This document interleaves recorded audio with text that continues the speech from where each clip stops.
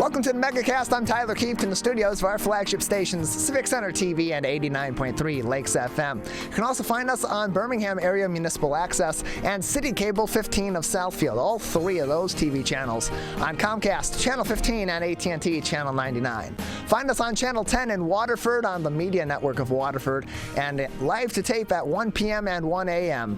on Orion Neighborhood Television in Lake Orion and Orion Township. Find us on the radio in the Birmingham, Bloomfield, and Troy areas on 88.1 The Biff, a service of the Bloomfield Hills School District with operations out of Bloomfield Hills High School. Find us online, civiccentertv.com, by clicking on our Watch Live link or on our Civic Center TV Facebook pages, facebook.com/civiccentertv15 and facebook.com/lakesfm. Also find us online on My Michigan TV or My. And I'm in a new position here today because we got a very exciting news show coming up this afternoon on My. Of course, we have the Megacast, 10 a.m. to 12 noon. From noon to 1 o'clock, it's Steve Lato Live. We have another show that has live in its name and will be live this afternoon, 1 p.m. to 2 p.m. Monday through Friday. It's going to be Larry and Maddie live over in my old corner over there on the other side of this table in our studios at Green Media Center. That'll be beginning at 1 o'clock today, so very exciting. Learn more about Larry and Maddie live, learn more about the Megacast and all of the other original and imported programming from My Michigan TV by visiting their website, mymytv.com, or going to our website at civiccentertv.com, clicking on the My Michigan TV link. We have links to each and every one of our partnering television, radio, and web outlets every day, so you can learn more information about all of our partnering stations, the programming they do in the other 22 hours of the day, Monday through Friday, as well as on the weekends, and find our shows, full episodes, and each individual interview from the Megacast on demand. civiccentertv.com/megacast.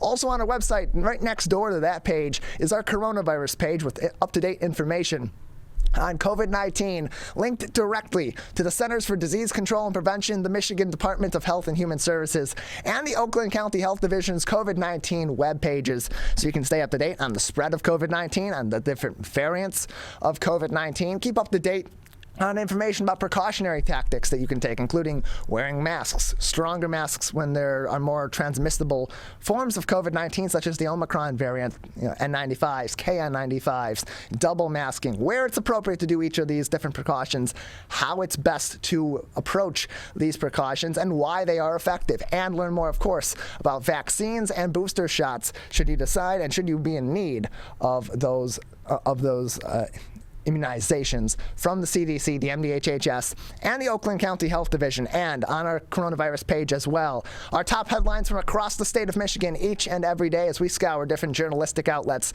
in TV and radio and, of course, in print, and link those articles directly on our website so you can read those articles in full, read the supporting materials, support local journalism, and, of course, if you have the means to do so, please, we encourage you, we urge you to subscribe to these different outlets, support local journalism, as these journalists are on the front lines, following all the top stories, making news across the state of Michigan, both on the COVID-19 front and beyond. Highly encourage you to support all these great local journalists that we're able to bring you stories from each and every day. Our top story today, as of course we talk about masking and all those precautions that we can take, Bridge, Michigan has a great article, How to Get Free N95, KN95, and other masks and COVID tests in the state of Michigan. Access to free masks and COVID-19 tests is expanding, enabling Michiganders to boost their protection against COVID-19 as they pick up library books, a gallon of milk, or their next prescription, not particularly in that order.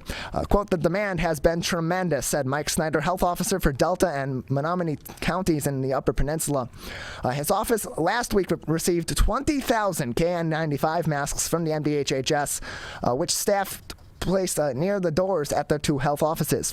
First come, first serve, no paperwork, no IDs. Quote, "We've had probably handed out 15 of the 18,000 of them," Snyder said. "People come in and just get them, even if they have no other business with us," and closed quote. Consider the shift. When COVID first slammed into Michigan in 2020, there was not nearly enough personal protective gear, including masks, so much that even health workers were using some homemade cloth masks. But supply chain ramped up, especially with the more virulent Omicron variant, prompting the CDC to recommend that members of the public upgrade their masks to either N95 or KN95 strength, both high filtering masks for everyday use. Last year, the MDHHS sent out 3.5 million free KN95s to Michiganders, but it's already sent out 10 million in just the first 5 weeks of 2022, said Lynn Sutphin, a spokesperson for the Michigan Department of Health and Human Services. In Southeast Michigan, the state is sending 1.5 million KN95 masks to Wayne County next week, said Tiffany Jackson, county spokesperson. Health officials will distribute them to 42 municipalities in Wayne County, not including the city of Detroit, which has its own separate health department. In the same way, it has also distributed 30,000 at-home antigen tests, she said as well. Oakland County spokesperson Bill Mullen said health officials there are hammering out details to distribute 800,000 N95 masks next week. Meanwhile, large chain pharmacies and grocery stores are already offering free N95 masks, fulfilling a promise by the Biden administration last month to make 400 million of the highest quality masks available to the general public. So, a little more details on where to get these masks and these antigen tests for free. Masks are offer the highest protection against COVID-19 and are distributed for free through the same federal retail pharmacy program established to distribute vaccines. In Michigan, the federal program includes chains such as Costco Wholesale Corporation, CVS, Meijer, Rite Aid Corporation, and the Kroger Company, as well as Walgreens, Walmart, and Sam's Club. KN95 masks are available for free through the MDHHS offices, local health departments, area agency on aging offices, community action agencies, and federally qualified health centers. For at-home tests, Biden administration is shipping up to 4 rapid antigen tests per household. That's not per person, that's per household. So if you live in a house with 17 people, you're only going to get 4 tests, unfortunately. That's just the case. It's only 4 per entire household, no matter how many people live there. And that is available at a website that is linked in this article. It's also on our website, civiccentertv.com/coronavirus. COVID tests are also available by Michigan Department of Health and Human Services in select zip codes in Berrien, Genesee, Kent, Macomb, Muskegon, Oakland, Saginaw, and Wayne counties, as well as in the city of Detroit and in select libraries also listed in this article in Calhoun, Clare, Newaygo, Oceana, and Wayne counties. The state also has offered free at-home COVID antigen tests to students in Michigan's schools through the My Backpack Home program. However, a school must choose to enroll in the program. Testing supplies continue to be strained. For free clinic-based testing, those professionals remain available through the state at sites listed in this article as well. Make sure to select no cost, including pop-up community sites. That's also listed in this article. Great article from Bridge, Michigan, that you can click on. It's right at the top of our coronavirus headlines today on civiccentertv.com/coronavirus.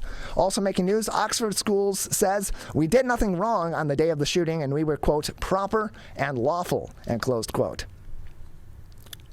2 months after a deadly mass shooting devastated an entire community, Oxford Schools officials, through their lawyer, denied engaging in any wrongdoing that day, maintaining that their actions were, quote, lawful and proper, end closed quote, and that they're immune from liability. Quote, defendants deny that they breached any duties and further deny that they were negligent in any manner, Oxford Schools Superintendent Timothy Mullins wrote in a Friday filing, adding that school officials, quote, strictly observed all legal duties and obligations, end closed quote, imposed by the law.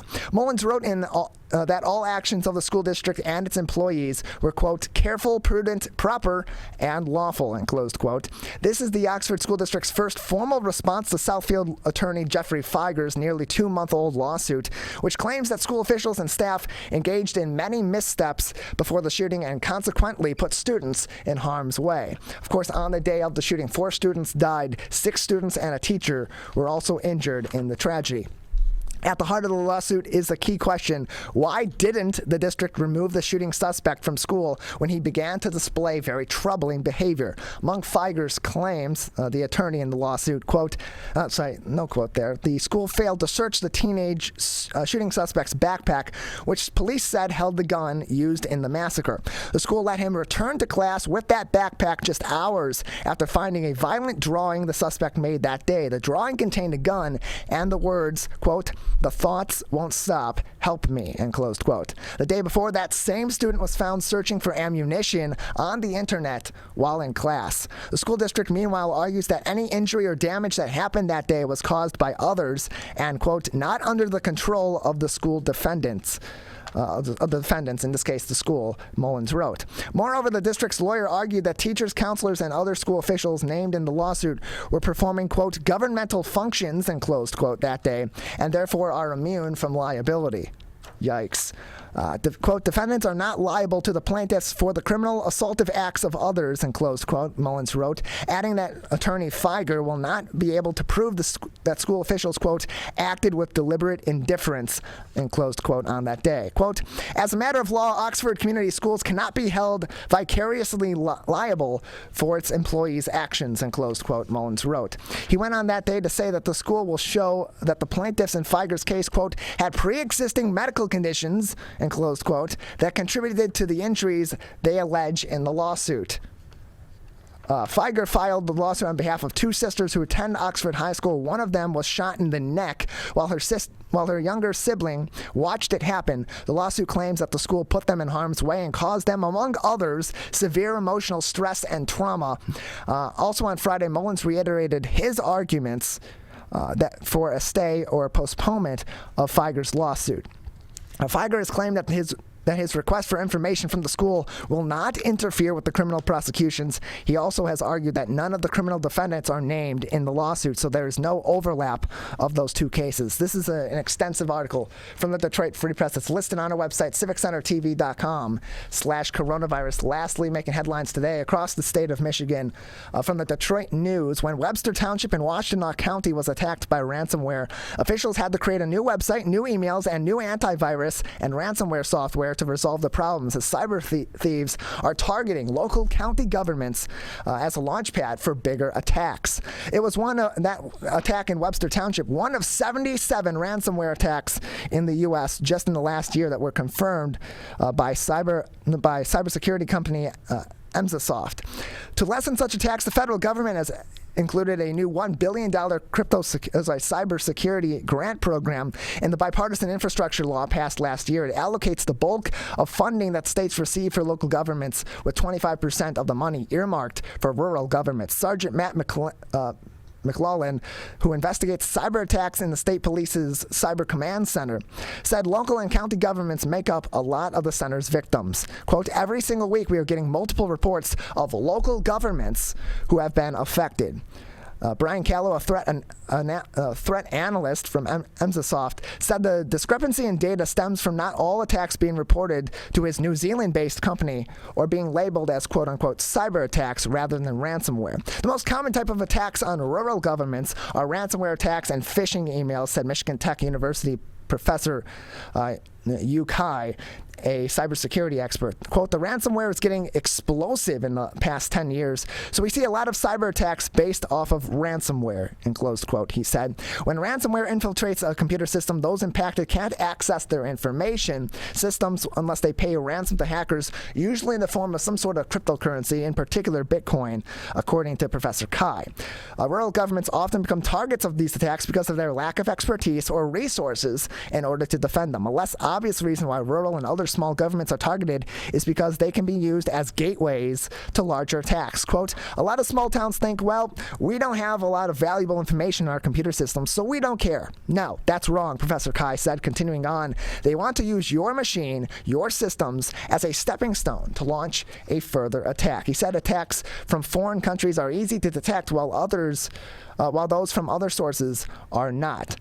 Sergeant McClellan echoed Kai's concern with using smaller governments as avenues for larger attacks through phishing emails. Quote, it just spreads like wildfire, Sergeant McClellan said, continuing on. Unfortunately, down that road will lead to ransomware.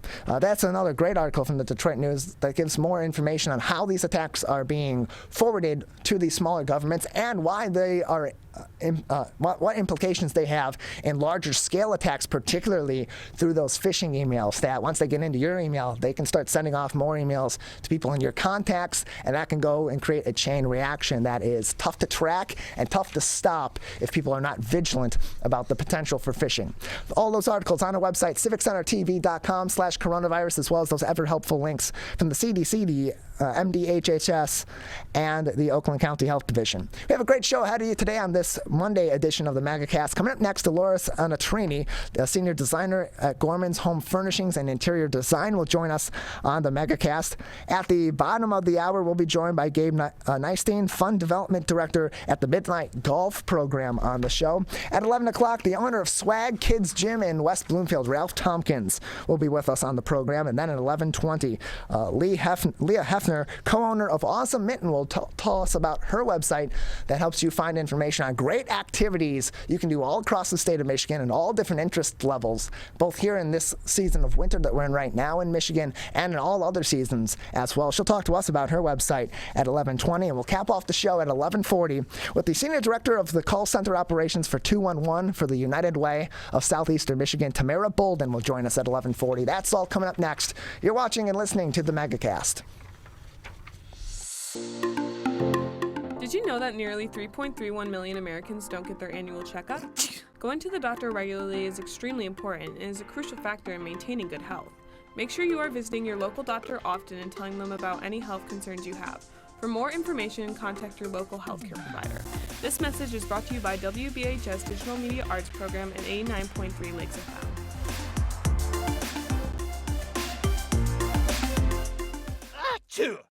People are getting out to walk and bike in higher numbers. More vulnerable road users and higher speed traffic can be a dangerous combination. Crash severity has increased, so if you're driving, be sure to slow down and look for people. There's no need to speed. If you're biking, ride with traffic. If you're walking, avoid stepping into the road if possible.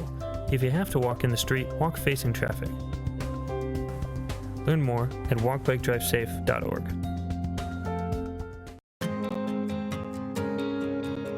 When times get dark, we can't see the help that's all around us.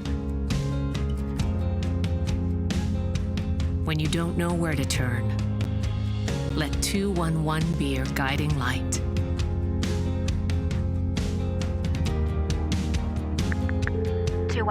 How can I help you? Our guides are ready to connect you with the help you need.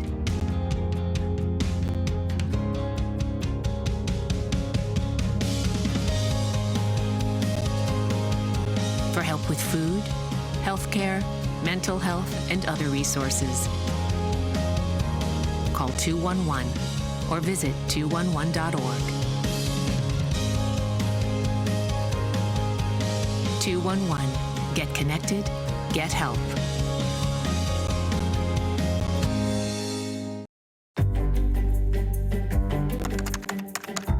Parents do a lot of worrying. Get your kids caught up on childhood vaccines to protect them from these 14 preventable diseases, and you'll have 14 fewer things to worry about. Vaccines are safe and effective and save lives. So let's get caught up on vaccines and worry about something else. Get the facts at ivaccinate.org. We may come from different organizations, But we work together to protect the Huron River for everyone. Most of the pollution that goes into our rivers is carried by rainwater that flows off of roads, parking lots, and rooftops. the leaves and bark of a single tree can retain a surprising amount of rainwater. Depending on its size and species, it could be 100 gallons or more. It is estimated that an urban forest can reduce annual runoff by up to 7%. Here's one thing that we know can help keep our water clean. Plant a tree. Plant a tree. Plant a tree. There's one water, and it's ours to protect.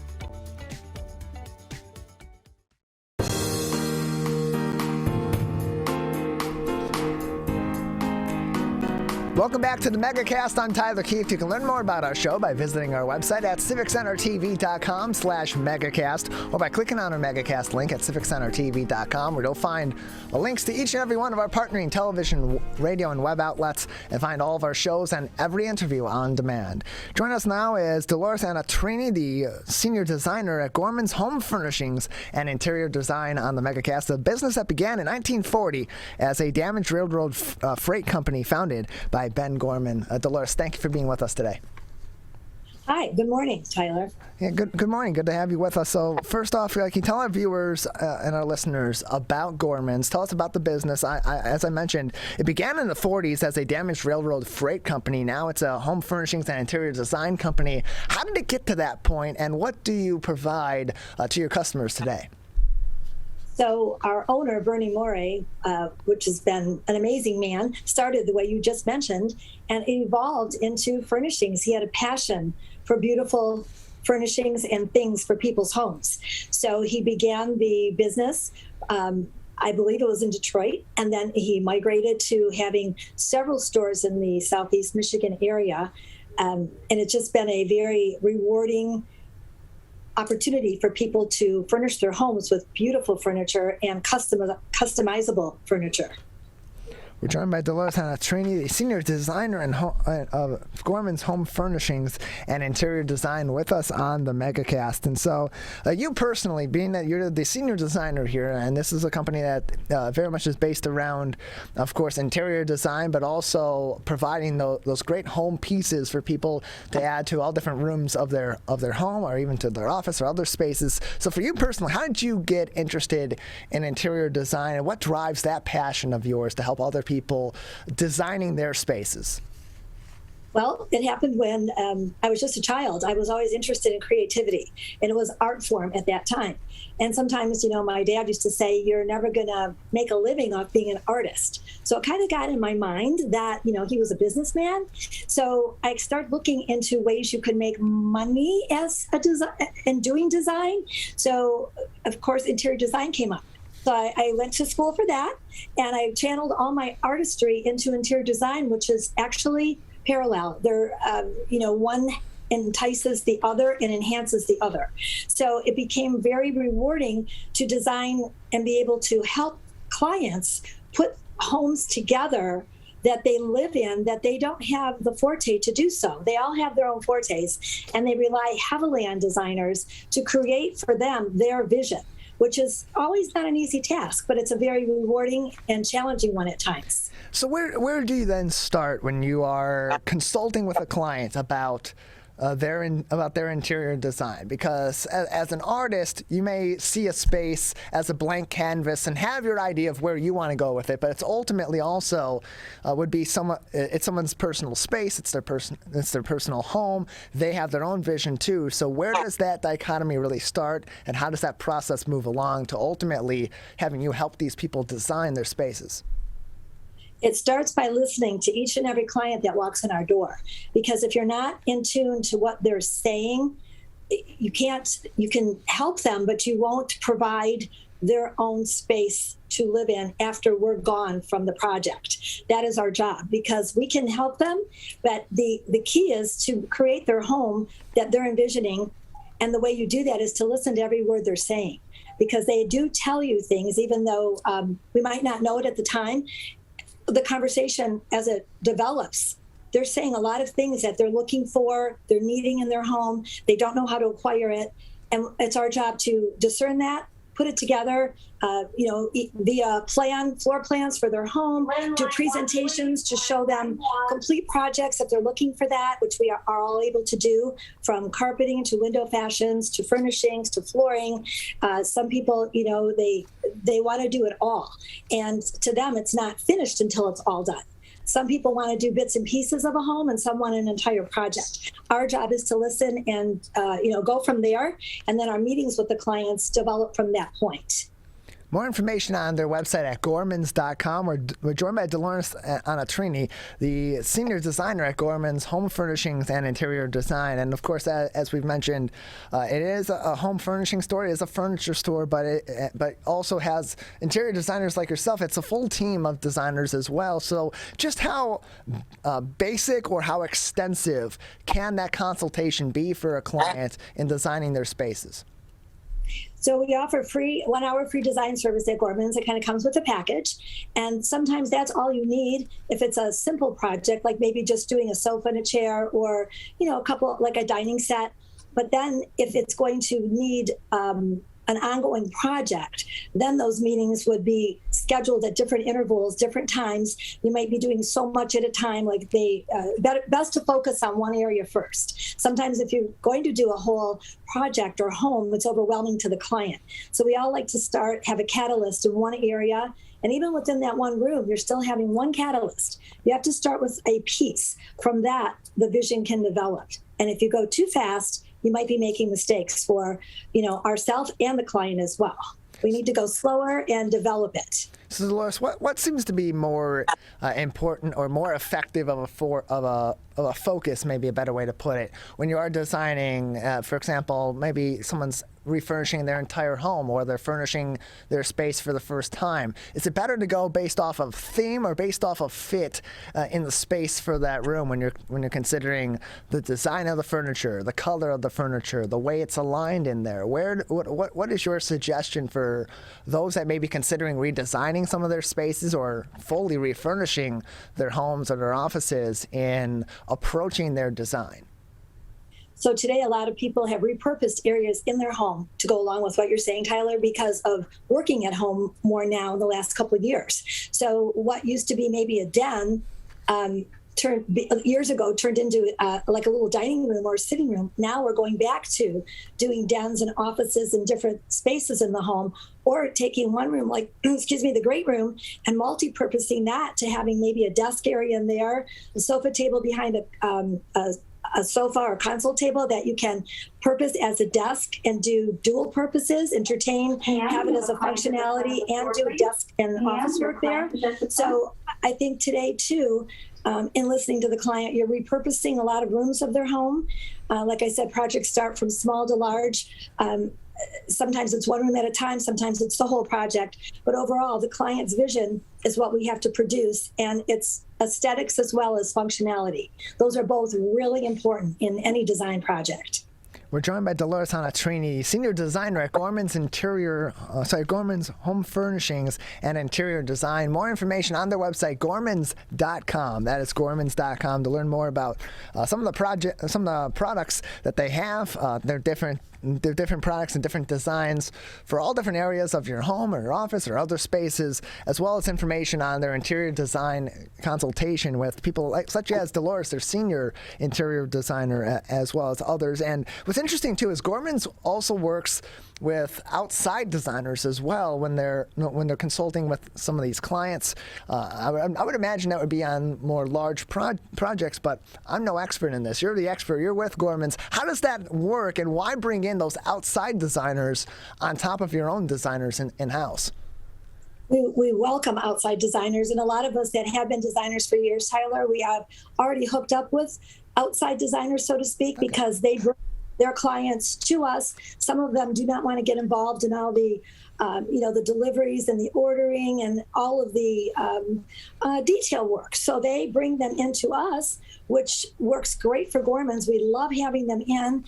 It establishes more variety for us, more people to work with, and then more clients, of course, at the end of the day. And the designers that come into our store, we welcome them. They can work a few different ways. They can solely work alone with their client and use this as, their home to furnish their clients' homes, and they have to sign up to do so, or they work with one of our designers on staff, and then we work on the project together, which is rewarding for everybody because the designer then can attend to other things, and then we're taking care of their client as well in the selections, the order process, setting up deliveries, all of the above. So it makes a great teamwork, and I think it's very beneficial to everybody involved, and we enjoy it.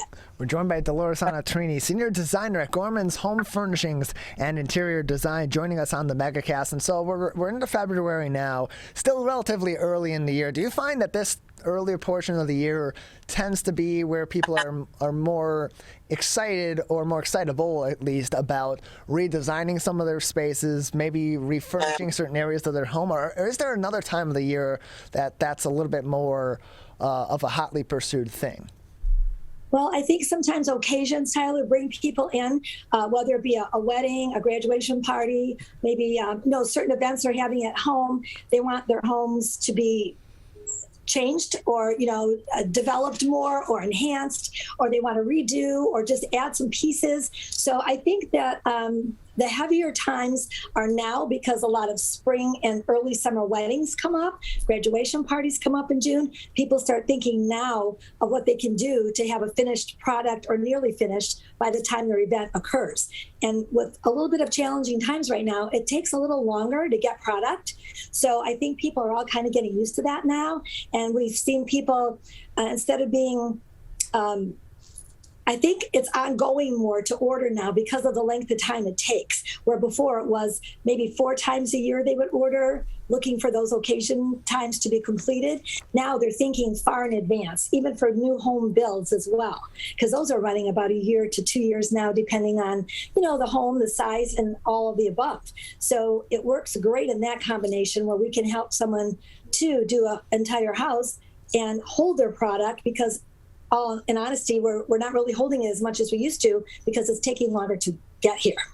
We're joined by Dolores Anetrini, Senior Designer at Gorman's Home Furnishings and Interior Design, joining us on the Megacast. Of course, more information about Gorman's, all their locations, all their products, all their services, by visiting their website at gormans.com. And so, Dolores, as an artist who takes pride in her work and ultimately in the ultimate results of these designs or the consultations that you have with your clients, what have been some of your favorite projects that you've been working on, or some of your favorite outcomes from working with your clients at Gorman's and in other spaces over the years? What's so wonderful is when you meet someone at the door, you never really know what treasure you're opening, and it's so exciting because some can be just as simple, like I said, as a sofa, and the other person could be very quietly needing a whole house done. So some of my favorite projects have been just that: meeting a client, talking with them for a while, and what started to be 2 chairs turns into a 15,000 square foot house, beautifully done. Every area of the home, from window treatments, flooring, all the pieces, all the manufacturers we can offer, all the customization. To put it all together and have control over a project is probably the greatest reward a designer can have. And when that client relies on you to make those decisions and trust you, and I feel we get so much of that at Gorman's with our clients, that we are so very happy, and the end result is amazing for all of us, client and us. Dolores, just a few more minutes with you. If people would like to see some of the products that Gorman's has in person, or consult with some of their different designers in person, or even over the phone, what are some of the locations, or how do they make those first steps to be able to get that help that they may need, or may be helpful to them in redesigning some of their spaces? Novi, Southfield, which is our contemporary store, and Troy. All 3 locations are very nicely spaced out, so we can provide, cover a lot of the metropolitan Detroit area clients, and they can find us online. Gorman's has a website of their own, which is fabulous. And we also have chat rooms where we can answer questions and price things for people online. And we also have phone sales that people call in. We try to accommodate our customer in every way possible, in the doors, on the phones, on the internet. We're very accessible to people. And I feel like we have a great clientele, and they come to us for having very quality and customizable furnishings, and a variety of them. Dolores, thank you very much for joining us. Before we let you go, anything else that you would like our audience to know at this time, or that we haven't discussed that you would like to talk about today, about your work at Gorman's, about interior design, or any other tips? We really enjoy helping people. Like I said, our greatest reward is to help you have a home that you don't have to travel to go visit and feel cozy. And we want you to have your home that way, right where you live. And I think we're all very capable of helping everybody, and we enjoy it. And I think it's a great experience for all. So we invite you to come in, experience our designers. Anything that you need, we'd love to help you with. Well, Dolores, we thank you for your time. Thank you so much for joining us. Thank you very much. It was a pleasure. Have a great day. You as well. More information about Gorman's, as well as how you can get in contact with some of their interior designers, such as Dolores and her entire team over there at any of their 4 locations, by visiting their website, gormans.com. That is gormans.com for more information. We're going to take a break. On the other side, we'll be joined by one of almost 300 Share Detroit supported charities and nonprofits. The Midnight Golf Program's Fund Development Director, Gabe Nystein, will join us next. You're watching and listening to the Megacast. A message from the staff of Michigan's Crime Victim Compensation Program. Anyone can be a victim of crime and suffer lasting trauma, physically, emotionally, and financially. But you are not alone. If you're struggling financially due to a crime, we're here for you. Find out if you qualify for crime victim compensation.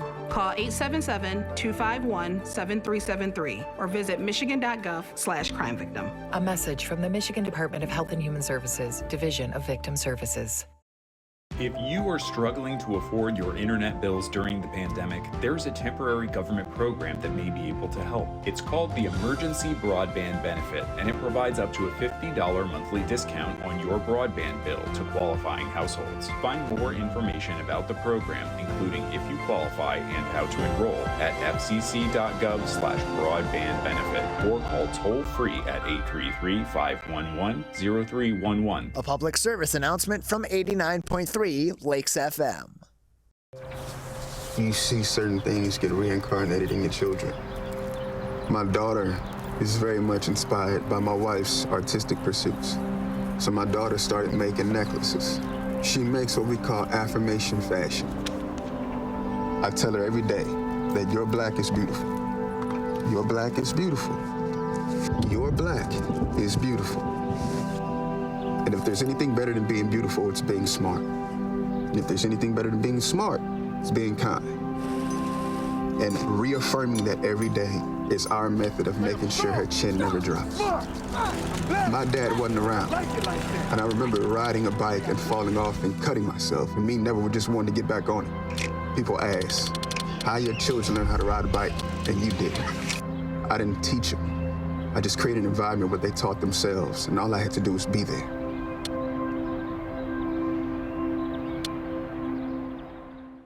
Whether you're the city, the county, or the Huron River Watershed Council. As partners working together to protect our water resources, we agree. Pet waste is the source of harmful bacteria in the Huron River. When it's left on the ground, it can wash into the storm drains. These lead directly to our streams. No filters, no treatment. Here's one thing we know that can help keep our water clean. Pick up pet waste and trash it. Pick up pet waste and trash it. So pick up pet waste and trash it. There's one water, and it's ours to protect. Who is struggling right now? I am. My son is. Many are struggling with anxiety, depression, and substance use. Before it becomes a crisis, reach out to MyCal, the Michigan Crisis and Access Line for free confidential support 24/7.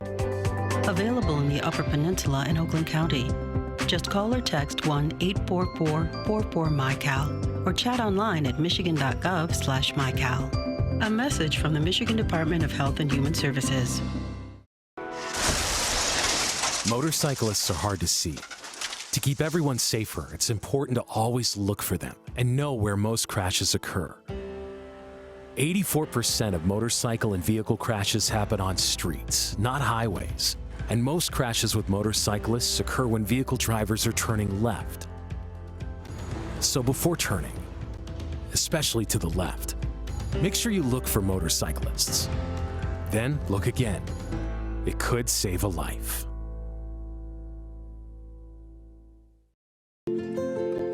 To Sophia and Gabriel, even though these old knees can't follow on your adventure to the forest today, these flowers represent my love. These stitches and threads join us together. And wherever you see a flower, a bird, a beautiful tree, know that my love is with you. Make the forest part of your story at a park near you. Find one at discovertheforest.org.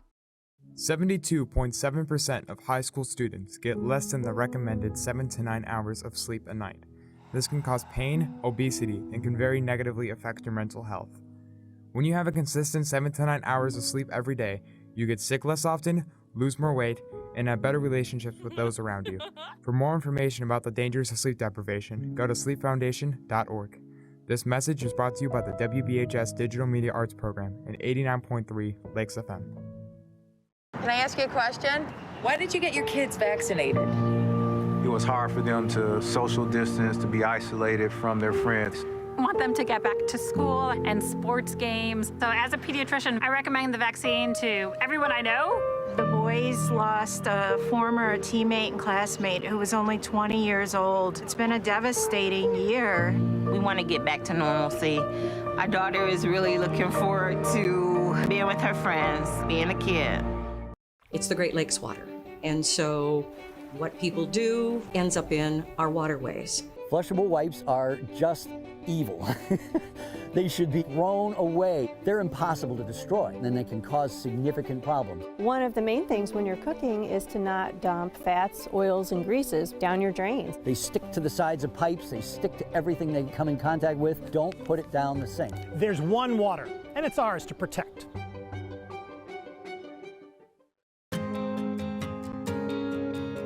When times get dark,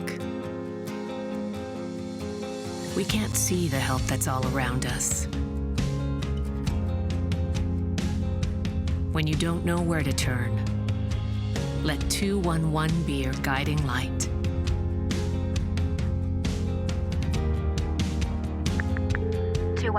How can I help you? Our guides are ready to connect you with the help you need.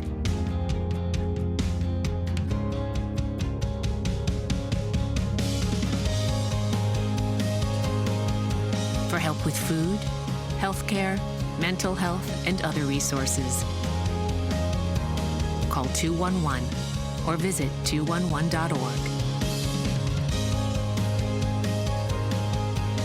211. Get connected, get help. We may come from different organizations, but we work together to protect the Huron River for everyone. Neighborhood storm drains carry water directly to local creeks and streams. No filters, no treatment. Storm drains also help reduce street flooding when it rains. So clearing storm drains and the areas nearby of trash and leaves helps keep them for rain only. It is easy to do your part by adopting a storm drain. Find a storm drain, check it, and clear it every month. So keep storm drains for rain only. There's one water, and it's ours to protect. If you are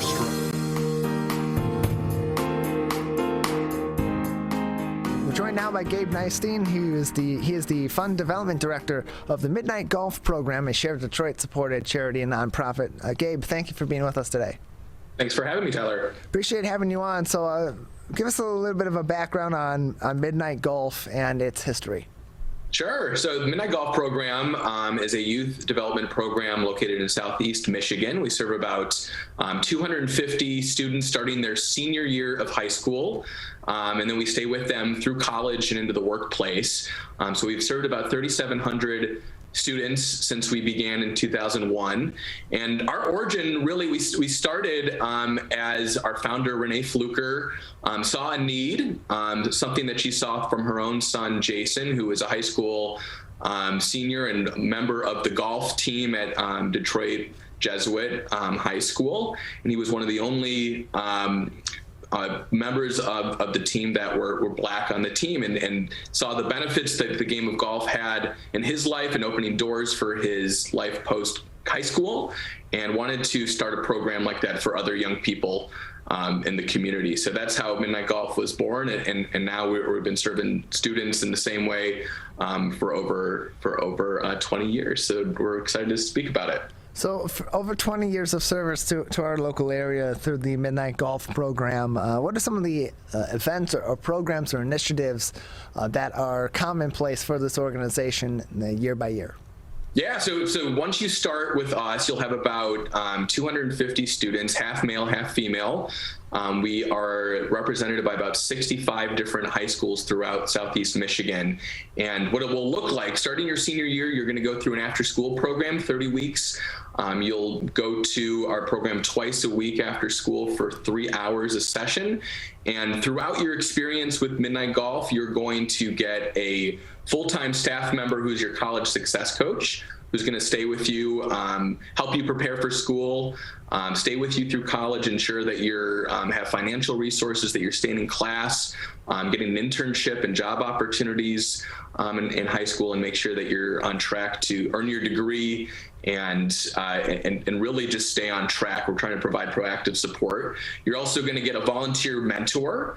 We have about 60 mentors who volunteer about 400 hours of their time every year to make sure that you also have opportunities. You're going to learn life skills. So anything from dining etiquette, public speaking, resume building, financial literacy, you name it, we're going to provide you with those as part of our program.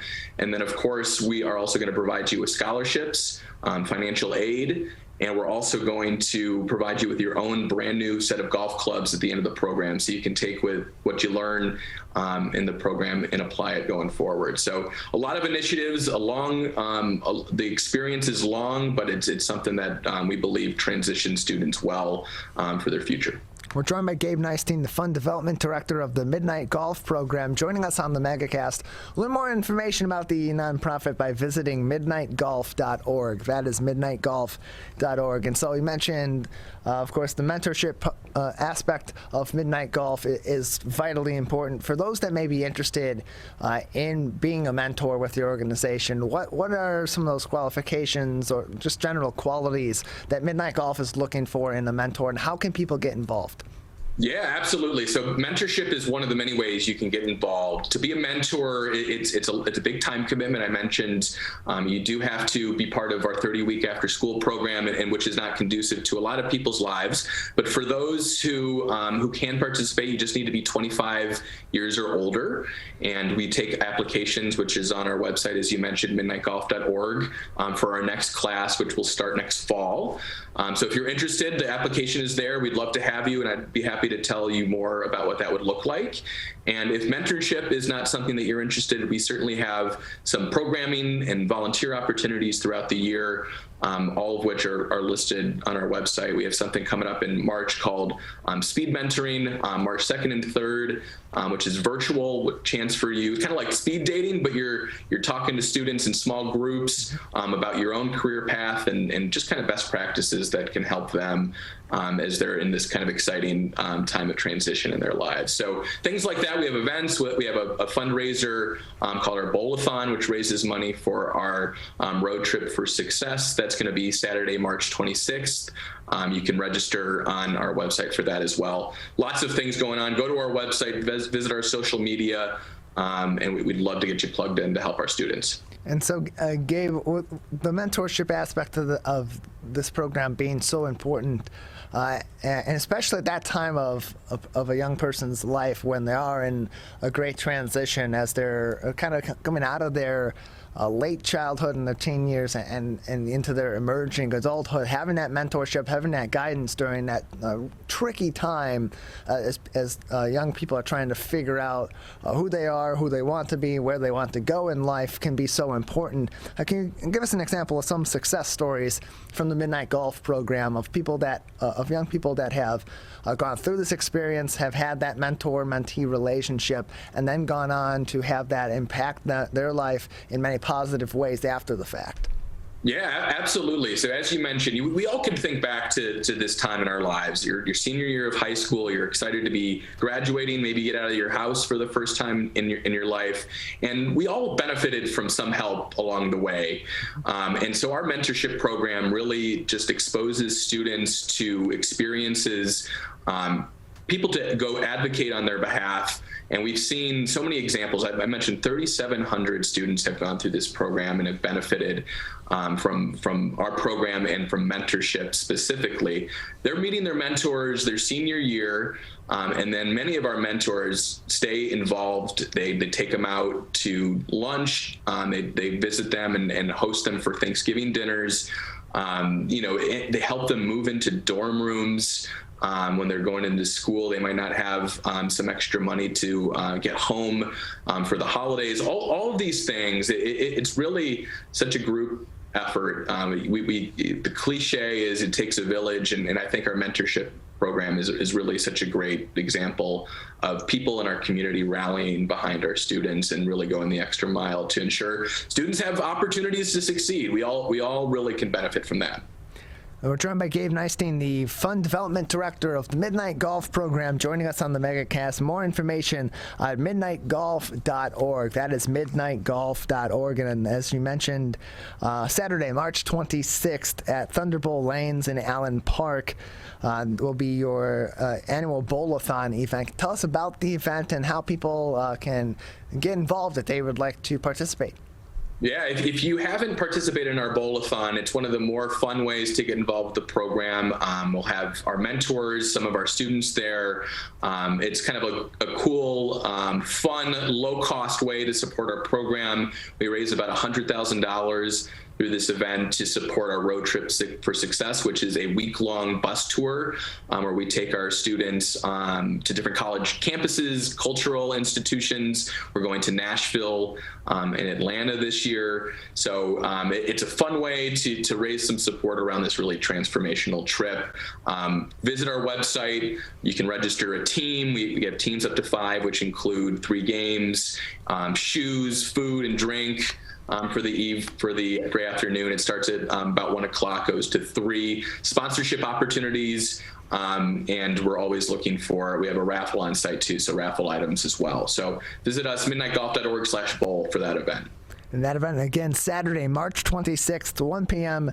to 3 p.m., the bowl-a-thon for Midnight Golf. Visit midnightgolf.org for more information. And for the bowl-a-thon specifically, as Gabe said, midnightgolf.org/bowl. Wrong sports, flipping them around. Midnightgolf.org. Play a lot of sports. It's a golf organization for bowling events. It's all good fun. Yes. Again, midnightgolf.org/bowl. And so, Gabe, for those that would like to get involved in the Midnight Golf program, get their kids involved, have a young person in their life and their kid, maybe a student of theirs, involved in the program. How can we go about getting that person signed up for the Midnight Golf program and getting them into the mentorship program and all the other great benefits that come with being part of this program?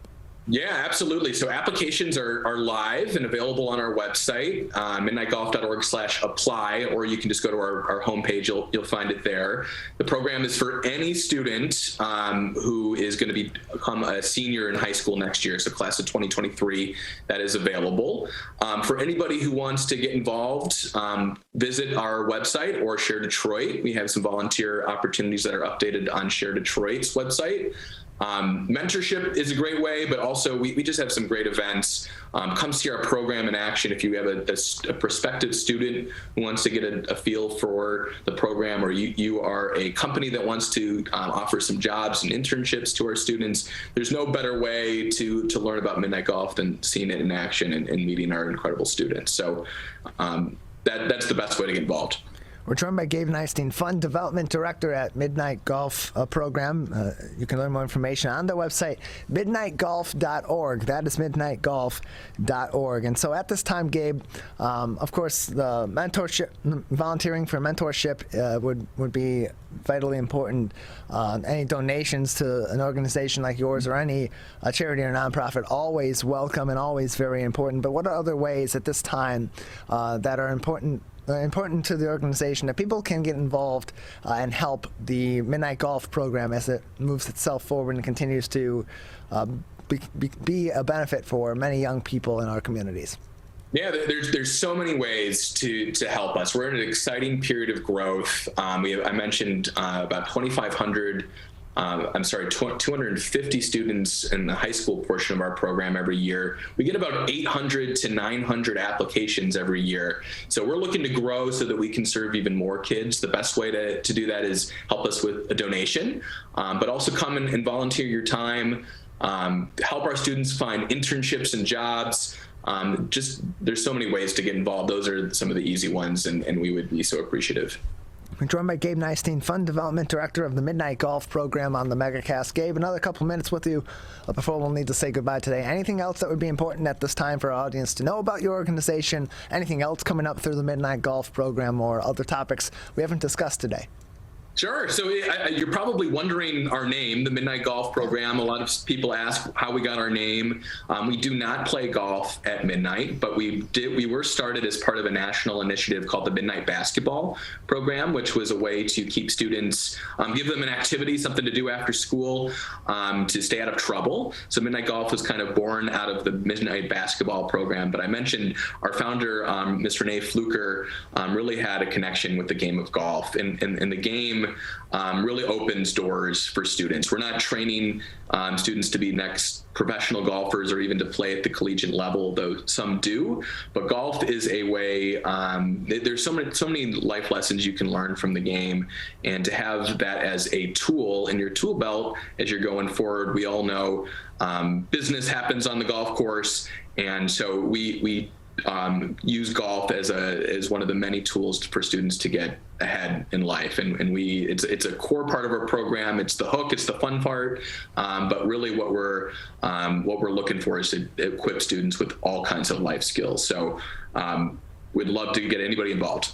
Gabe, thank you very much for your time and telling us more about Midnight Golf. Absolutely. Thanks for having me. We as Michiganders feel connected to this resource in a way that I think is really powerful. Conservation starts with a caring, committed community. For me, it's peaceful to have a relationship with the river. Every single one of us has a role to make sure that those waterways stay safe and healthy, being careful about what goes down the storm drain. Just even eliminating some of your single-use plastic makes a difference. There's one water, and it's ours to protect.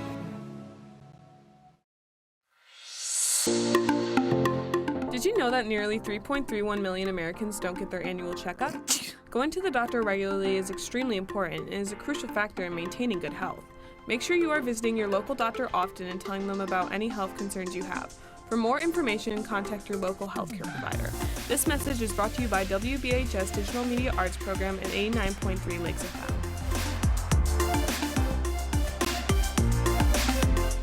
Achoo! People are getting out to walk and bike in higher numbers. More vulnerable road users and higher speed traffic can be a dangerous combination. Crash severity has increased, so if you're driving, be sure to slow down and look for people. There's no need to speed. If you're biking, ride with traffic. If you're walking, avoid stepping into the road if possible. If you have to walk in the street, walk facing traffic. Learn more at walkbikedrivesafe.org.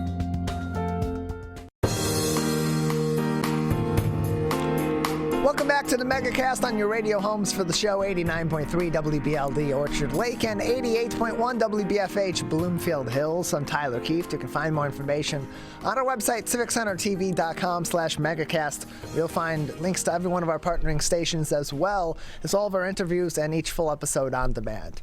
Joining us now is Ralph Thompkins. He is the owner of S.W.A.G Kids Gym located in West Bloomfield with us again on the show. Ralph, thank you for being with us again.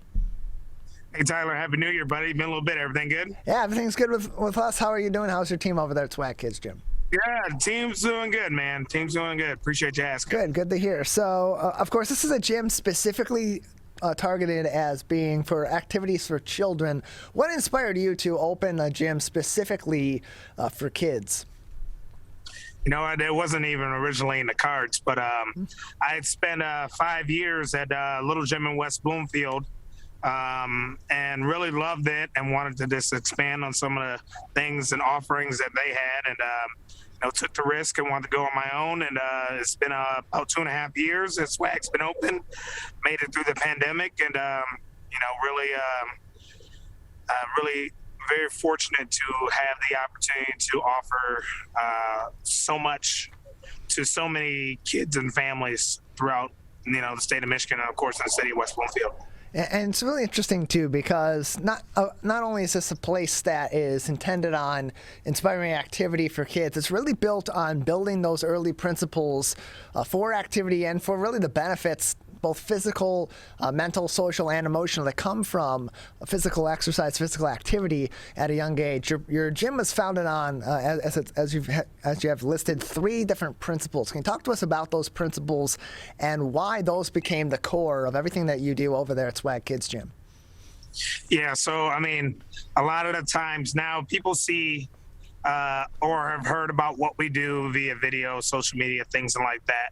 And it looks extremely fun, which it is, but there's a lot of developmental principles that go alongside of, the fun. So a lot of times we like to really encourage people to let their kids grow and develop at their own pace, which is the fundamental basis of the program, is being in an atmosphere which is comfortable. And not all the time, especially with the pandemic, kids are able to walk in and be a part of scenarios where they're instantly comfortable. So it takes commitment not only from, the kids wanting to come every week, but from the parents wanting to stick with it, just knowing that every situation isn't going to be ideal, but it's about allowing the kids to have an opportunity to really kind of figure out their own self within their own space of the gym and being able to have an opportunity to grow and develop at their own pace. So I think it's really important that parents give their opportunity to their kids to be able to grow and not have such high expectations on performance. It does take time. So this is why S.W.A.G Kids Gym was founded, and we really believe the things that we do inside of our gym really helps kids get a little bit more comfortable quicker than most different activities that may be accessible for kids. And it can be difficult for parents too to find those activities for kids that engage them, that are productive for them in their early development especially, but also just in general, speaking for parents. I don't know for sure, I'm not a parent. I've only, the closest thing I've ever been to that kind of a role was as a camp counselor, but it's very tough to get kids to calm themselves down and to engage in certain activities, especially those that they may not want to engage in. So for you at S.W.A.G Kids Gym, how do you incorporate that knowledge into your programs, into your activities to make them engaging for kids, even if they're a little bit reluctant at first to engage in some of those activities? Yeah, so the key for us is we start super early with our programming. So we start as young as 10 months old, and we go all the way up to 12. So with the ages 4 and under, we allow for them to freely explore around the gym however they like. Their parents are also inside the gym, so they get the social and emotional interaction, of course, with their parents, and of course, having a parent or a loved one near them makes everybody more confident, especially the young ones. But they also get the opportunity to be around other kids, so they get used to that socialization and structure aspect. So we don't force them to do things that aren't comfortable for them, but we do allow them to step inside the gym. And I mean, if you're in whatever they see that they may want to be interested in, they have the opportunity to freely explore, which allows for anxiety to decrease because they're in a situation where they have a secure person, a parent, a guardian, a caretaker, things of that nature. But they also see other kids who may be a little bit more comfortable than themselves step in an atmosphere and just be willing to just run around and be free in an atmosphere that's super energetic, upbeat. And then all of our coaches, of course, are very engaging. But, we do understand a kid does need time to kind of warm up and grow up in the atmosphere. So we insert ourselves into their lives accordingly. We're joined by Ralph Thompkins, owner of S.W.A.G Kids Gym in West Bloomfield, joining us on the Megacast.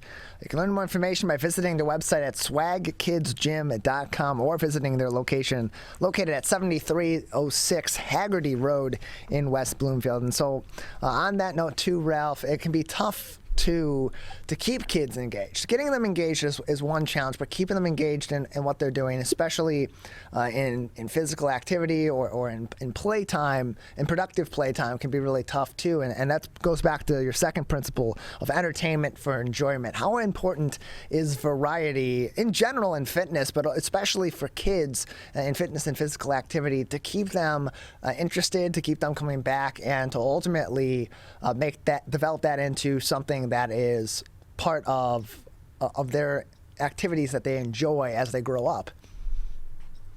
Yeah, so for us as staff at the gym, it's actually the funnest part for us is being able to create different opportunities for kids to be able to gain confidence, gain skill, gain traction, and the physical, the social, and emotional development. So It's really awesome. S.W.A.G is essentially we can create any kind of workout, obstacle course, gymnastic, exercise opportunity at any point, any time, which makes it super versatile. So anytime they step in the gym, it looks a little different. And then, of course, our job as coaches and staff at the gym is to be able to properly assess kids' physical ability to be able to make it challenging for them, so they want to keep coming back. So variety is extremely important, especially for kids who, as you know, they have short attention spans.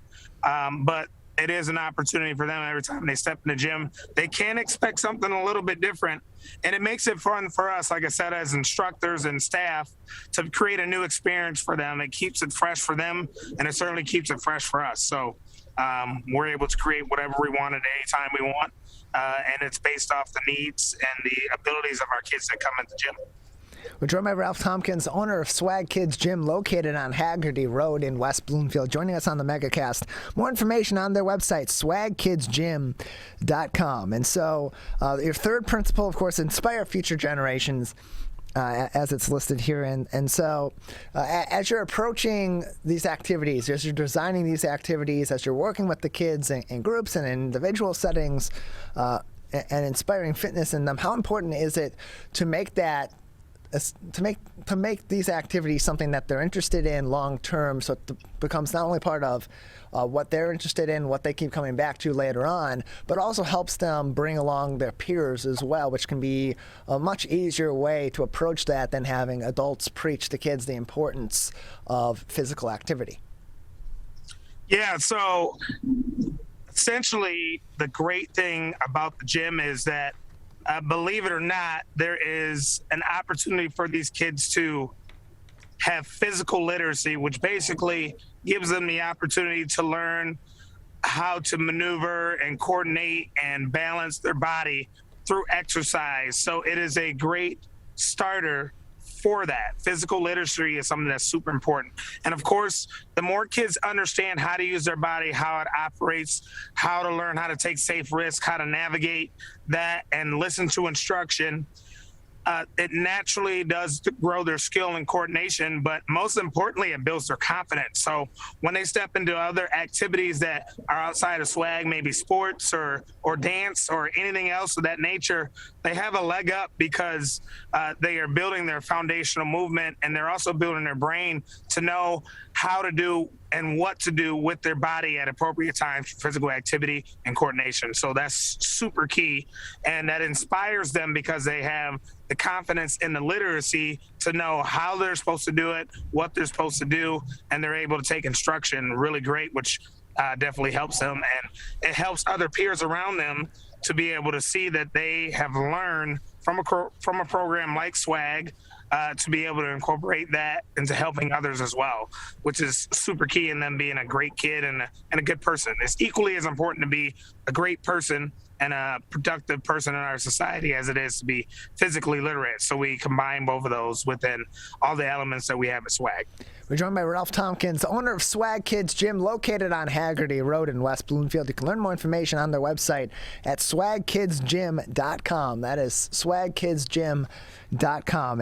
And part of what is important in building a fitness regimen for everyone, but also inspiring fitness as a regular activity, is keeping that positive attitude, because in a lot of these situations, the games you're playing, the sports you're learning, the workouts you're doing, they can be really difficult, or you can hit a snag, or you can hit a low point, some sort of difficulty, and lose that inspiration, lose that positive attitude. So for you, personally, how do you keep yourself positive, and then how do you inspire the children in particular that are taking part in these activities to keep them positive too when they hit those snags, when they hit those roadblocks that they need to work through? Tyler, honestly, man, for me, it's super easy to be motivated. COVID has definitely had a negative effect on a lot of people in so many ways. We were very fortunate enough to come out of it and be doing very well. Our business is doing very good. So I have a great team around me, from my management staff to all my coaches, to partnerships that we have outside of S.W.A.G that believe in what we do, and they believe in me. So I would never want to disappoint them and let them down. So it's super easy for me to wake up super motivated personally because I got a great support system around me, great family, great friends, great teammates that I consider family, and then great business partners as well. And then obviously I'm super thankful for the people who believe in us as far as clients and families that put their trust in us when we were at our very lowest point and COVID was at its peak in regards to stuff that we didn't know about. They were willing to invest their time and their energy into us making their kids better.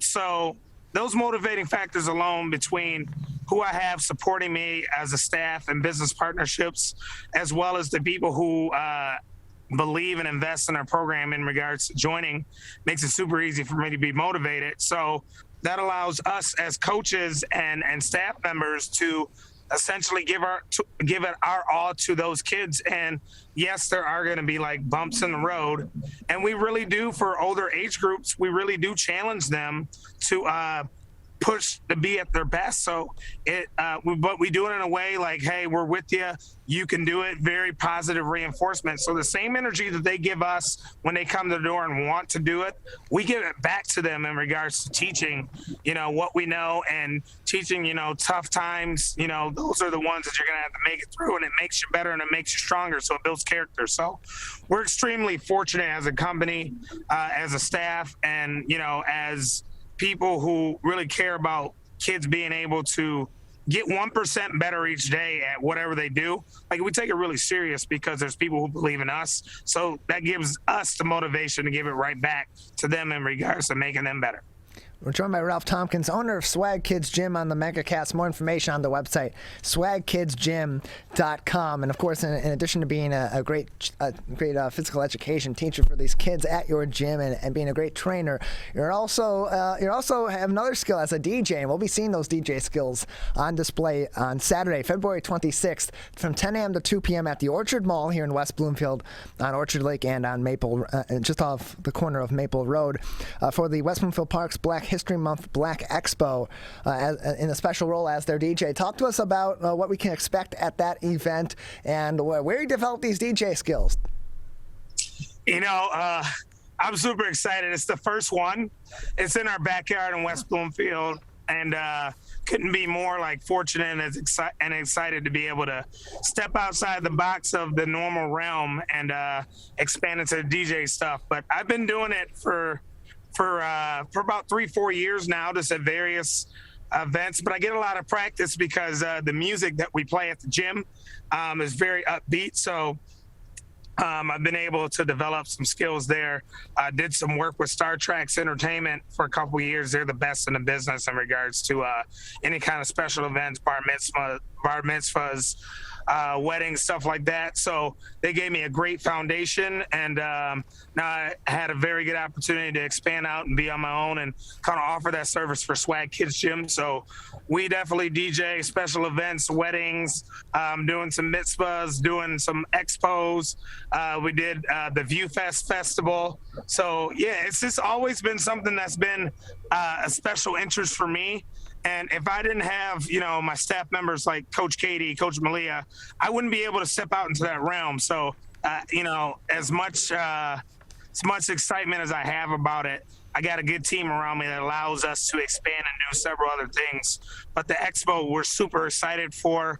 We're going to have some great businesses there that are Black owned, and they get an opportunity to network and grow their own business, which is super exciting for me to be able to kind of lead and forecast that for several key businesses. They have great people running it. So I'm just a small piece of the puzzle to it, but get to add the entertainment and some excitement to it as well. So super thankful for that. Hopefully it's going to be the first of many, which I know it will. And I know the businesses that are going to be there, they're going to have great information, great booths, great insight, and definitely want to make sure that the word gets out to support those businesses, because they work as equally as hard as anybody else to make sure their business runs. So it's nice to be able to meet those business owners and to be able to have them represented at the expo. So really excited about that. Ralph, thank you very much for joining us. Appreciate your time. All right, man. Be well. Hopefully, good to get you guys at the come out to the gym soon and check it out. You guys will be blown away. Absolutely. We'll get in contact with you very soon. We'll try to get out there for our news magazine show here in West Bloomfield, the Splash. Thank you so much, Ralph.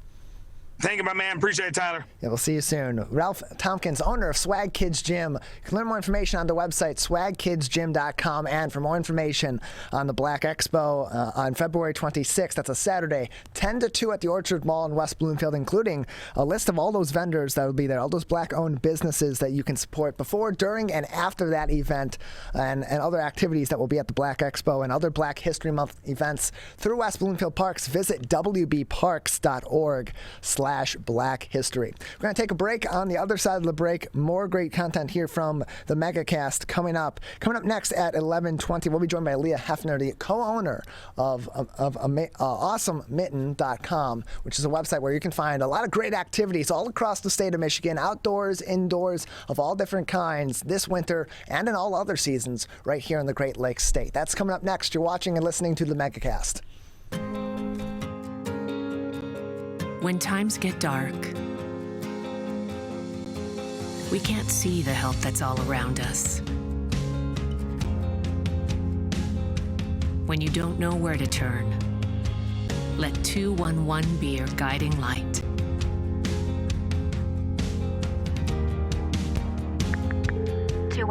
How can I help you? Our guides are ready to connect you with the help you need.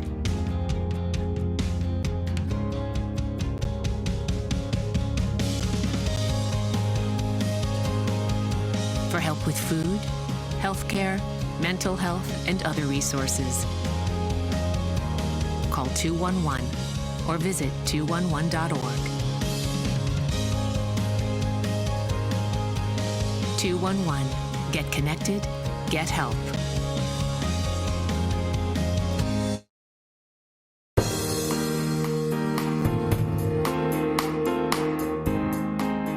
Joining us now is Leah Hefner, the co-owner of Awesome Mitten, joining us on the Megacast. Leah, thank you for being with us today. Hey, thanks so much for having me. I'm glad to be here. Glad to have you with us. So, of course, we have a really interesting state here in the state of Michigan. There's a lot to do, and every single season we experience all 4 seasons in some way or another, some in the same day. Sometimes we get off in one day. It's pretty magical. Yeah, exactly. And so, with that being the case, there's a lot of different activities in every single season, all across the state of Michigan in the lower and the upper peninsula for people to do. So you are, of course, the co-owner of Awesome Mitten. Can you tell us about AwesomeMitten.com and what the inspiration was behind creating that website? Yeah, so AwesomeMitten.com is an extension of our desire to love where we live and to help other people fall more in love with Michigan too. So everything we do is centered around helping people fall more in love with Michigan. And we do this primarily through creating awesome content about the state of Michigan. We have great profiles on cities, experiences, things to do, restaurants, where to go. And then we have in-depth personal profiles where you'll find like a writer like myself or someone of the writers on the team went and actually did this experience over a couple days, and we'll tell you exactly what that felt like. And our goal all along the way is just to help people fall more in love with Michigan, whether that's walking in downtown in the middle of a snowstorm, or whether that's your summer camping trip, or whether that's where to find fall foliage, or where to do hikes in the spring. We just want to, that's our goal all the time. So we came up with these seasonal bucket lists to help with that as well. So we had a summer bucket list. I think Michigan's easy to think of all the cool things about summer. Like, I almost think that you could not stop listing things about the summer. And we said, well, let's do that for all the other seasons too, because like you said, we have all 4 seasons. They're great. They're wonderful. We have tons of activities. And we said, okay, it's time to do all 4 seasons of the bucket list. So here's the winter bucket list. And just a way to encourage people to get out and try something new this winter. Not everybody's an outdoor person. That's okay. There's lots of indoor activities too. But just to try something new this winter that maybe you haven't tried in Michigan yet. You can learn more information at AwesomeMitten.com. If you click on the link at hashtag MIAwesomeList or MyAwesomeList, you can find their bucket list for the winter season that has 25 different activities on there. And so, Leah, have you done any of these activities yourself? And of the ones that you may have done, what have been some of your favorites on this list? So my husband and I, we did the downtowns in the Flint area. So we did Flint and Fenton downtowns. We did that in the middle of a snowstorm. We actually really liked it. We chose to stay downtown and walk around in the snow, and it was gorgeous and magical. We did the Flint Institute of the Arts, some of the indoor activities, some of the bookstores and things like that. I happen to be pregnant right now, so I don't get to go downhill skiing or ice climbing or anything like that. So I really wish I could, but this winter is not the winter that I get to do that. So yeah, getting together with friends, finding creative ways to do that, whether that's in an igloo, at a restaurant, or just having a bonfire in the backyard. There's so many cool things that you can do, whether you're an adventure seeker or you're a little more on the mellow side, whichever way. Yeah, so you mentioned one of the things on the bucket list that you mentioned was ice climbing in Fenton. Yeah. What is ice climbing? What are you doing? Where are you doing that when you go to this participate in this activity in Fenton? Because we don't have mountains. We don't have a whole lot. We don't exactly have inland glaciers anywhere. No, we don't. No, that'd be cool though. It would be. That'd be cool. So there's a structure underneath it that they keep icing over as the temperatures go down, and then you're able, and it's got different levels and heights, and the way that the ice is kind of designed to be on there to have different, so you can be a total beginner on it and totally try it out for the first time, and you can also be somebody who competitively ice climbs and use it as a practice field. So it's a pretty dynamic ice climbing thing that we have right here in the Lower Peninsula. I think you think of extreme ice sports and you automatically think Upper Peninsula, and we have some really cool things in the Lower Peninsula as well. Another interesting thing on here, and we're approaching the Winter Olympics beginning in Beijing this week, and there's opportunities to the Kalamazoo Curling Club to try out in the Olympic sport of curling. What kind of opportunities for curling or for other Olympic sports may be available at the Kalamazoo Club?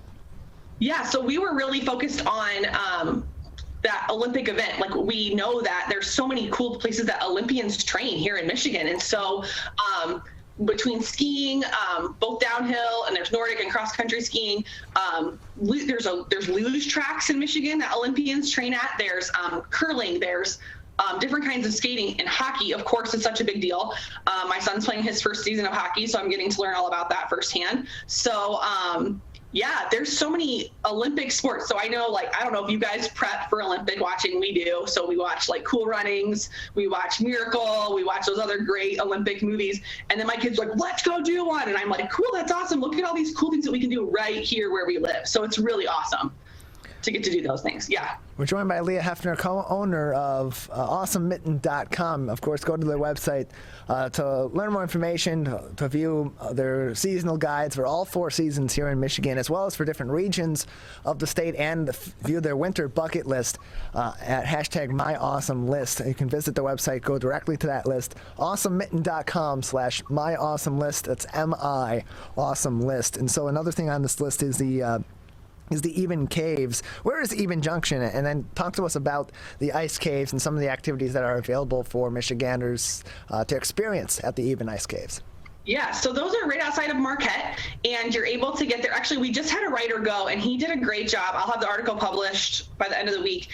He did a great job of explaining how to get there, because if you're not familiar with the area, it's an easy place to not be able to find, and explain how to get back, it's the right parking lot, where on the weekends you can even rent ice cleats, because I know for me, I would end up on my butt in a second if I was walking down an icy path, and I don't want that to happen to you. So renting the ice cleats, walking in, and just what that whole experience feels like. He did a great job. So we'll have, like I said, we'll have that up by the end of the week. We have some other older articles with somebody who just went and did it. And that's we think of ice caves, and we think of major waterfalls freezing over. And this is kind of the opposite of that. It's just like that cave formation with stalagmites and stalactites forming, where just those slow drips of water over time create those massive icicle kind of effects. And then being able to go inside and look at that and check it out. We're joined by... please continue.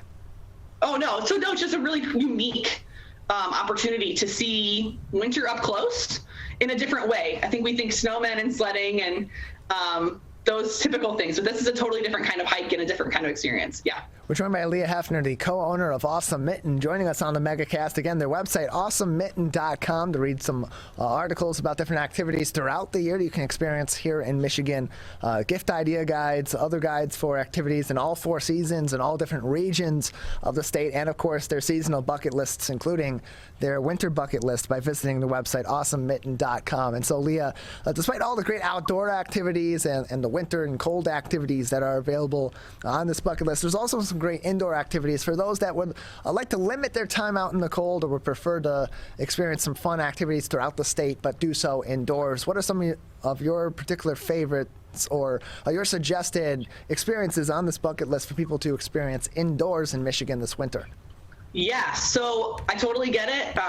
We don't all want to be outside all the time once it hits like 20 degrees. I know this week we're all expecting a large amount of snow, and we're like, okay, that's fun for, a day or two, but then what are we going to do once the kids get a little crazy or I get a little stir crazy? So we're looking at things like we typically do our favorite breweries and wineries in the summer, but go check them out in the winter. Sometimes they have like a different flavor blend for the winter, especially the breweries. And a lot of places have put out like outdoor seating areas that look like igloos, or outdoor areas that like are really cozy, and you're getting to be in just your group of friends and just getting to experience that brewery in a different season.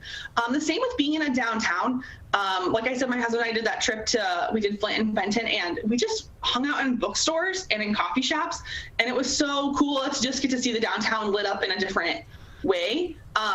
Checking out local museums. We always say that we will and that we want to check out the museums in our hometown, and how many of us take the time to do it. So seeing one of those cool museums that's in our area, we have tons, and not just like standard art museums. We have so many really cool experiential museums across the state to go and check out. And then one really cool one that we found was in downtown Detroit. There's still an original banya, so you can go and get a schwitz, which for anybody who is not familiar with saunaing, it's a very sauna friendly experience. And so if you really want to be the opposite of cold, you can go and jump in a sauna and sweat for a while, and it's a really cool. Lots of people in the UP who are familiar with this because of the Finnish roots and stuff like that, but a really cool experience to go and just steam and be the opposite of cold for a while. And there are also a lot of great winter markets as well. People love the farmers markets in the spring and the summer and the fall here in Michigan. But the winter markets, there also are several of them all throughout the state. Can you tell us about where some of these locations are and some of the more interesting winter markets that people may be interested in joining, whatever region they may be in here in Michigan? Yeah, absolutely. So we had the pleasure.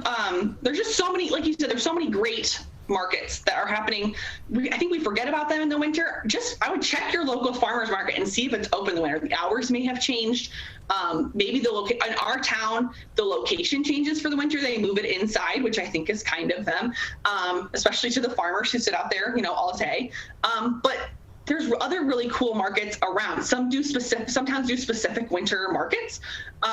We have articles on that on my awesome list. I'm actually going through it right now to make sure that I hit the right ones.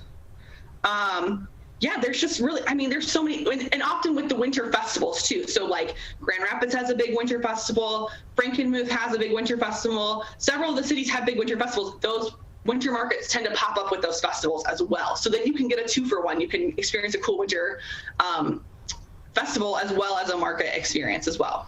We're joined by Leah Hefner, co-owner of Awesome Mitten, joining us on the Megacast. You can learn more information, view their website, find their winter bucket list by visiting their website at awesomemitten.com. That is awesomemitten.com. And there's so many great activities on your winter bucket list, a total of 25 on that list. And of course, there's plenty of more activities beyond those 25 that you can experience this winter. Sure, and it's not meant to be like you have to get all 25 to like win here or something. Like we want you to try something new this winter. So we gave 25 ideas. Most of them are more like 5 ideas in each one, and then go and try something new. It'll be fun. And so for those that want to go expand beyond the bucket list this winter, want to explore some other activities in Michigan or other things that they can do and experience throughout our great state this winter and in other seasons, what are some other resources that are provided to them on your website at awesomemitten.com? Oh my gosh, good question. So we are really into creating content that helps people fall more in love with Michigan. So we have in-depth guides on cities and regions where you can find things to do, where to eat, where to stay, anything that you can think of while you're planning, whether it's a day trip or a week-long vacation there.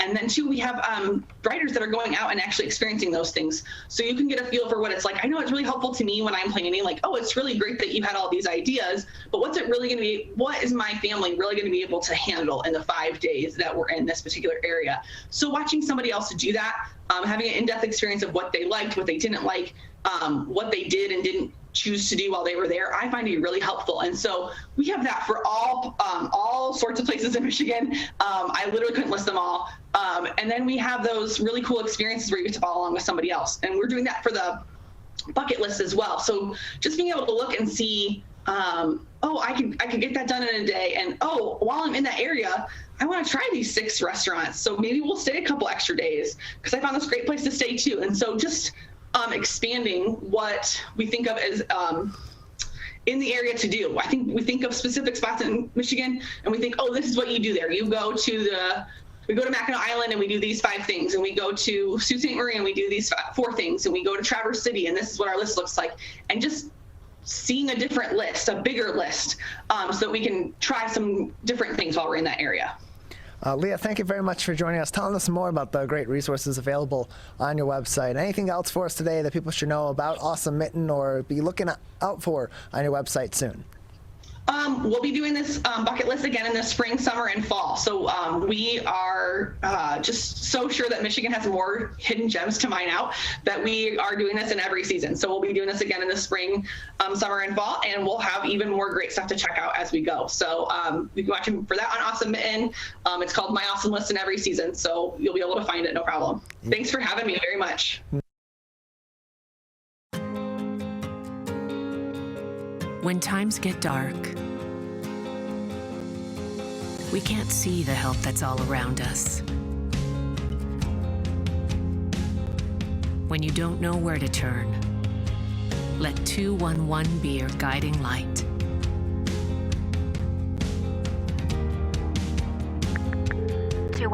How can I help you? Our guides are ready to connect you with the help you need.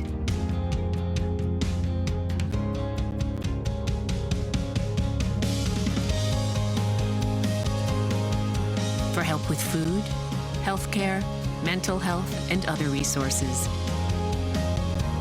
Call 211 or visit 211.org. 211. Get connected, get help.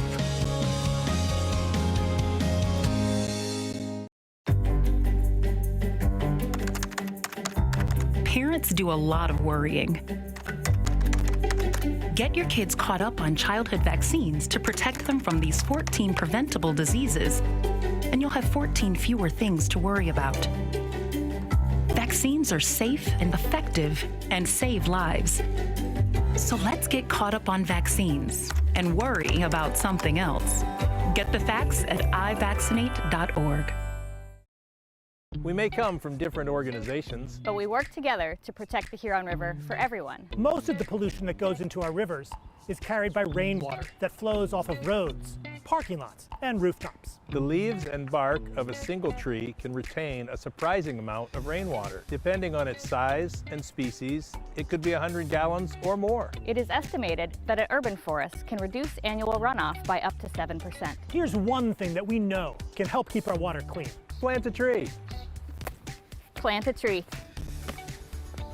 Plant a tree. There's one water, and it's ours to protect.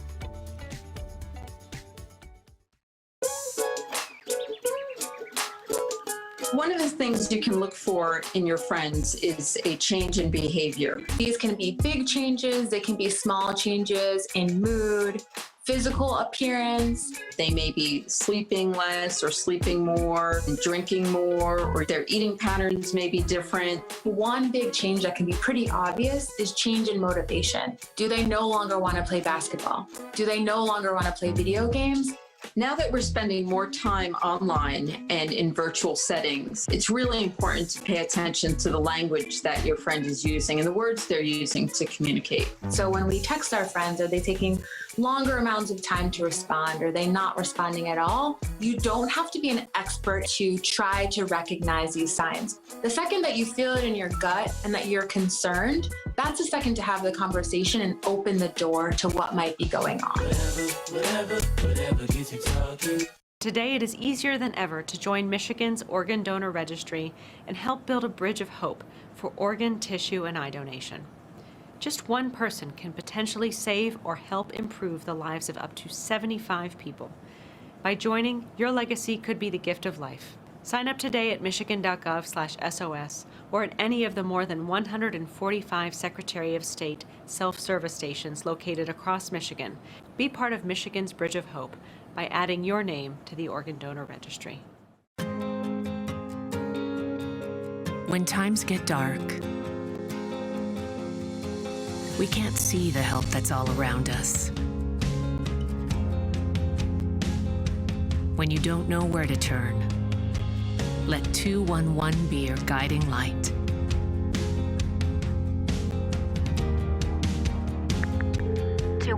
How can I help you? Our guides are ready to connect you with the help you need.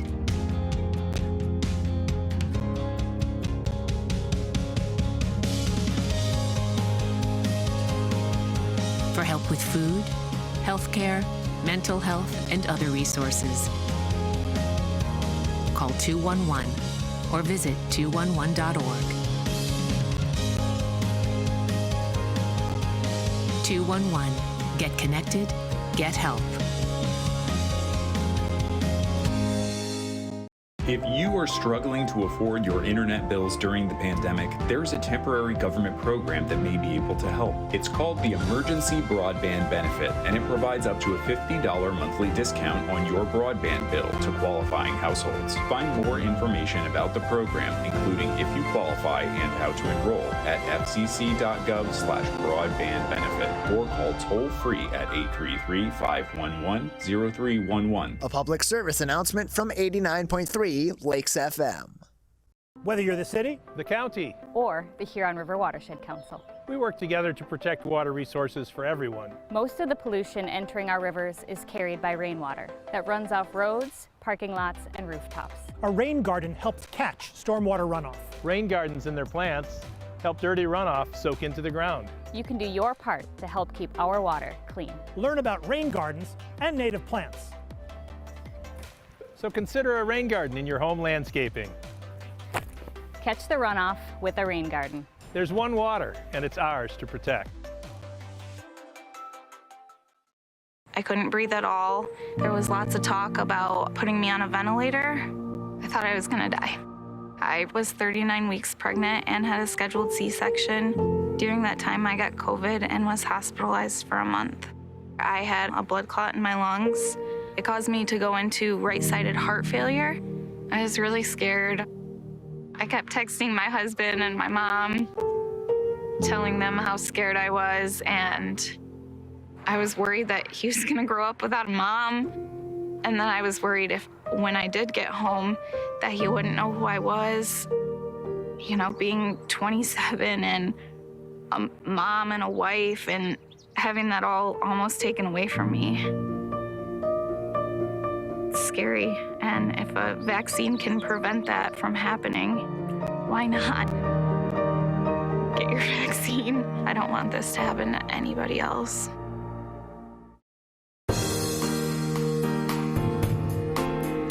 Welcome back to the Megacast. I'm Tyler Keefe. You can learn more about the show by visiting our website, civiccentertv.com/megacast, where you can find out everywhere we broadcast live and live to tape, and find us on demand, both our full shows and every individual interview from our shows Monday through Friday, 10 a.m. to 12 noon, as well as throughout the afternoon for replays.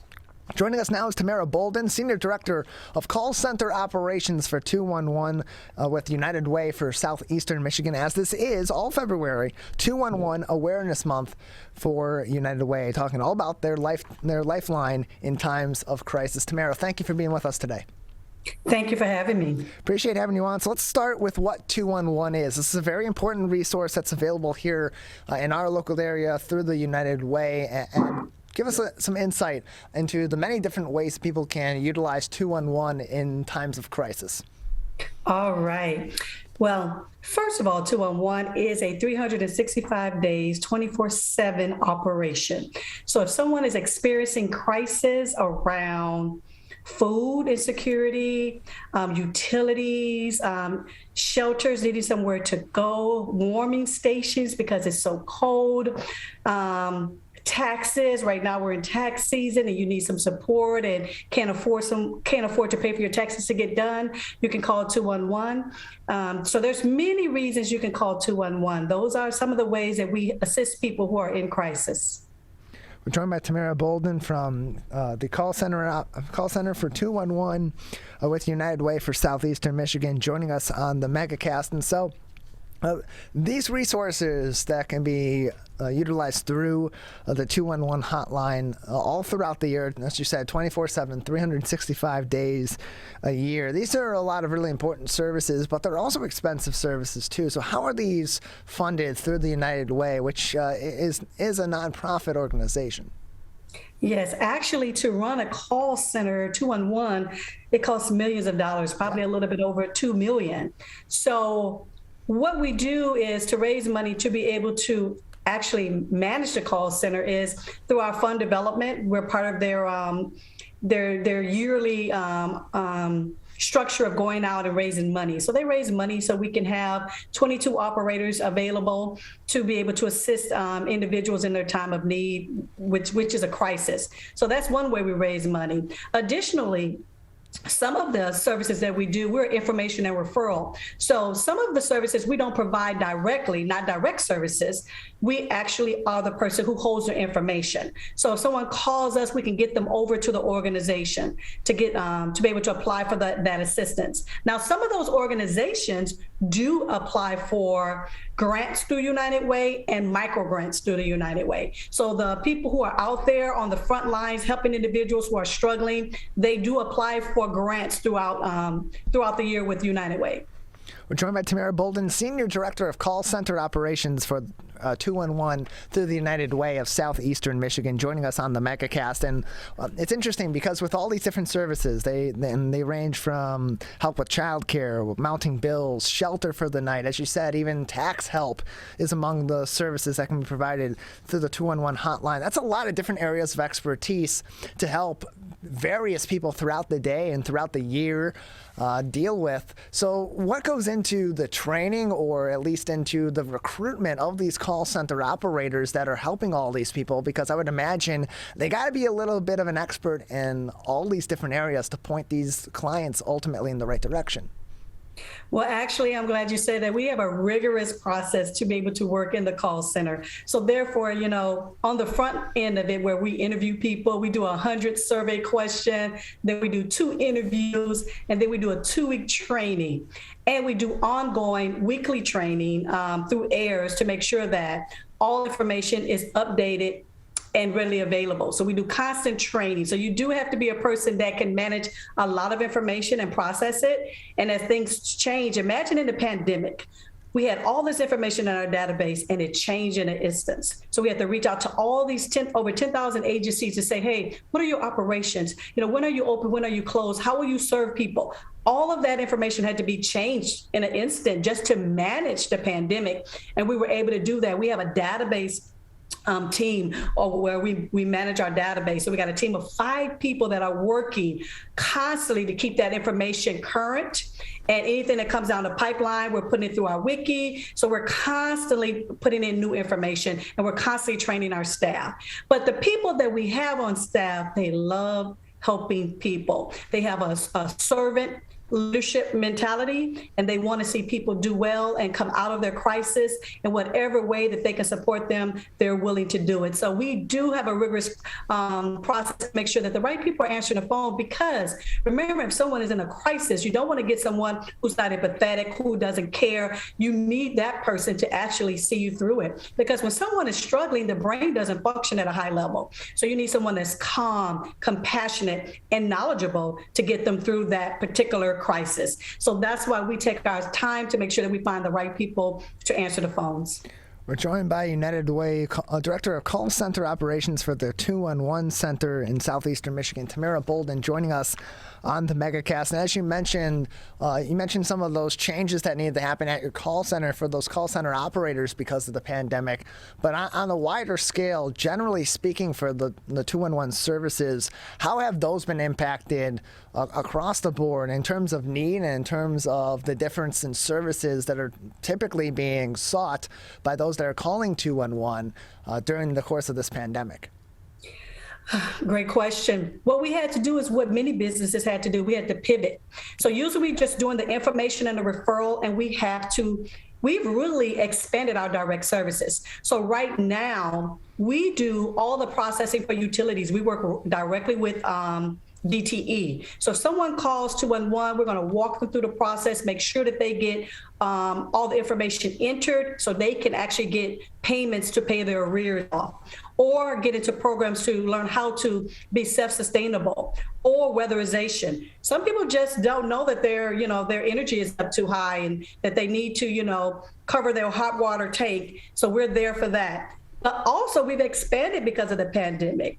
Now we've partnered with Macomb County. We process their applications for the SARA program. That's the COVID Emergency Rental Assistance Program, where people were facing eviction. And I know that they said people couldn't be evicted, but people were still getting letters. So we partnered with them to process their applications, because we process applications. So why not do that for people who are facing eviction? So we've done that. And now we've moved into a partnership with the Hands. That's the a PANS project, to where now we'll be helping more of the Michigan, Detroit people be able to complete applications and be able to stay in their house as well. So we're working with landlords, we're working with tenants.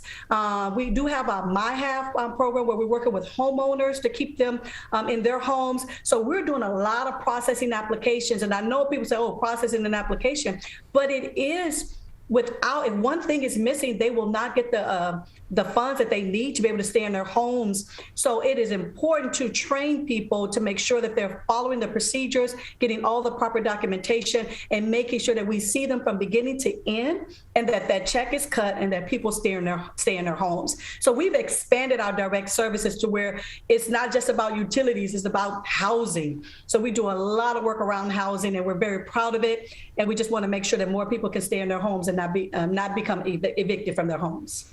We're joined by Tamar Bolden, Senior Director of Call Center Operations for the 211 Call Center through the United Way of Southeastern Michigan. That's not just over the phone, however, that you can get these 211 services. Is that correct, Tamara? What are some other ways that if people are in need of the 211 services, they maybe don't have time to call, their issues may not be so urgent that they need help over a phone call? There are other ways people can get access to these services.